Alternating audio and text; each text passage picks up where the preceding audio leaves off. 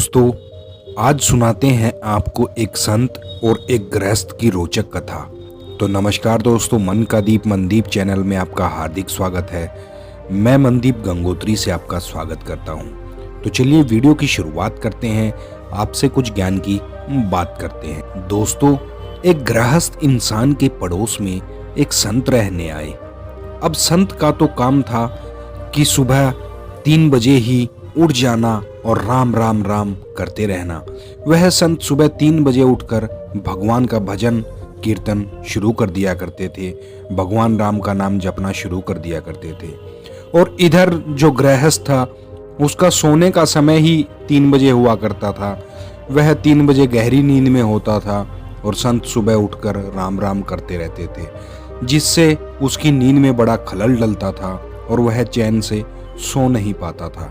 एक दिन जैसे ही महात्मा ने सुबह उठकर राम राम राम राम करना शुरू किया, गृहस्थ उसके पास आया और बोला कि बंद करो तुम्हारे यह राम नाम, सोने नहीं देते हो मुझे, बड़े राम भक्त बनते हो, बिना कमाए बिना खाए क्या भगवान हमें खाने को दे देगा? सब कर्म करना पड़ता है। महात्मा जी बड़े गंभीर हो गए और गंभीर होते हुए उत्तर दिया, भाई साहब, सबको खाने के लिए भगवान ही देता है। इस बात को आप माने या ना माने, भगवान को सबकी फिक्र है। तब गृहस्थ ने कहा कि यदि आज मैं भोजन नहीं करूं तो क्या तुम्हारा भगवान मुझे भोजन करा देगा? संत ने कहा, जी। संत को भी अपनी बात और प्रतिष्ठा पर भगवान का भरोसा ही था। उसने कहा, भाई साहब, आज मैं भी आपसे कहता हूं कि यदि आप भोजन नहीं भी करना चाहोगे तो भगवान तुम्हें आज जबरदस्ती भोजन करवाएंगे।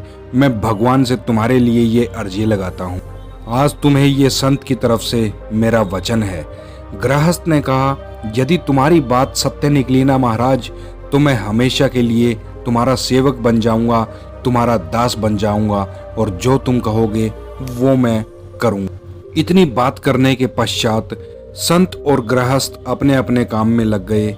गृहस्थ ने अपने मन में विचार किया कि यदि मैं घर पर रहा तो हो सकता है कि किसी कारण से मुझे भोजन यहीं पर करना पड़े, और ये भी हो सकता है कि घर वाले मुझ पर दबाव बनाएं कि तुम खाना क्यों नहीं खा रहे हो, खाना खाओ, खाना खाए बिना हम तुम्हें बाहर नहीं जाने देंगे।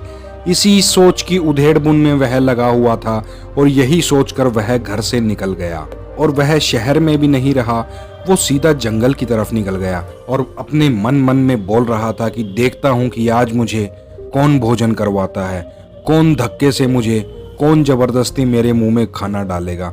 यही सोच में वह जंगल की तरफ बढ़े जा रहा था और वह इंसान जंगल में चला गया और बड़े से एक वृक्ष के ऊपर छुप कर बैठ गया। भगवान को भी अपने भक्त का मान रखना था। उसी जंगल में कुछ बंजारे आए और उस वृक्ष के नीचे रुके। बंजारों ने वृक्ष के नीचे भोजन बनाना शुरू कर दिया और धीरे धीरे समय बीतता गया और लगभग 1 से 1.5 घंटे के अंदर उन्होंने अपना भोजन तैयार कर लिया। अब इस इंसान को अपने मन में लगने लगा कि भोजन तो यहाँ तक पहुँच गया, क्या महात्मा की बात सत्य हो जाएगी? वह पेड़ पर छुप कर बैठा रहा और मन में सोच रहा था कि भोजन यहाँ तक पहुँच गया मगर खिलाने वाला तो कोई भी नहीं है, मुझे धक्के से भला कौन खिलाएगा?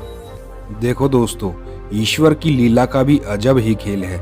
उसी समय एक डाकुओं का गिरोह वहां पर आ जाता है और सारे बंजारे जो भोजन बनाकर तैयार करके बैठे थे, उस बने बनाए भोजन और सामान को वहां छोड़कर वहां से भाग खड़े होते हैं। तो डाकुओं के गिरोह का एक व्यक्ति सरदार से कहता है कि सरदार, यहाँ तो भोजन भी तैयार है, चलो भोजन कर लेते हैं, आज तो आनंद ही आ जाएगा। मगर सरदार ने कहा कि रुको, हो सकता है कि ये हमें पकड़ने के लिए किसी ने षड्यंत्र रचा हो सकता है कि इसमें जहर हो। यहीं आसपास देखो, कोई भोजन बनाने वाला यहीं पर वो छिपा होगा और वह देख रहा होगा कि हम खाना खाते हैं कि नहीं। अगर वह तुम्हें दिख जाए तो उसे तुरंत गोली मार देना। गोली का नाम सुनते ही जो व्यक्ति पेड़ पर ऊपर छिपा हुआ था वह डर के मारे कांपने लगा और कांपने की वजह से जो पेड़ के पत्ते थे उनमें सरसराहट होने लगी। तब सरदार ने ऊपर देखा तो देखा कि एक इंसान वहां छुप कर बैठा है। सरदार ने कहा, इस व्यक्ति को नीचे उतारो, मुझे लगता है कि यही वो रसोइया है जिसने यह भोजन बनाया है। जैसे ही वह व्यक्ति नीचे आ गया, सरदार ने कहा कि इस जहर युक्त भोजन को पहले इसे खिलाया जाए। तब वह व्यक्ति बोला कि सरदार, ये भोजन मैंने नहीं बनाया है। और उसने कहा कि हाँ, मैंने छिपकर जरूर देखा है कि इस भोजन में, इस खाने में कोई जहर नहीं मिला है। तब सरदार ने कहा, वाह बेटा, अच्छी तरकीब लड़ाई है तुमने हम सबको मारने के लिए। एक झूठी कहानी रच रहे हो। इसे 2 डंडे मारो और यह धीरे धीरे सब उगलने लगेगा। और सरदार के चेले ने उस व्यक्ति को 2 डंडे जबरदस्ती मारे और धक्के से उसे जबरदस्ती भोजन खिलाया कि खाओ, अगर मरोगे तो सबसे पहले तुम ही मरोगे। उस समय उस व्यक्ति को उस महात्मा की बात याद आ गई। उसने सारी कथा डाकुओं को बताई और घर जाकर उस महात्मा के चरणों में लेट गया। क्षमा याचना करते हुए बोला कि महाराज, आपकी बात सत्य है, आपने मेरी आंख खोल दी। आज से मैं भी आपका चेला बन गया हूँ। तो दोस्तों, अगर कोई सच्चा भगत भगवान से किसी भी बात की अर्जी लगाता है तो भगवान उसकी अर्जी को अवश्य ही पूर्ण करते हैं। तो दोस्तों, भक्ति का साथ कभी ना छोड़ें, भक्ति आप करते रहें। इसी के साथ जय श्री राम। दोस्तों, वीडियो को लाइक करना, चैनल को सब्सक्राइब करना, आप सभी का दिल से धन्यवाद।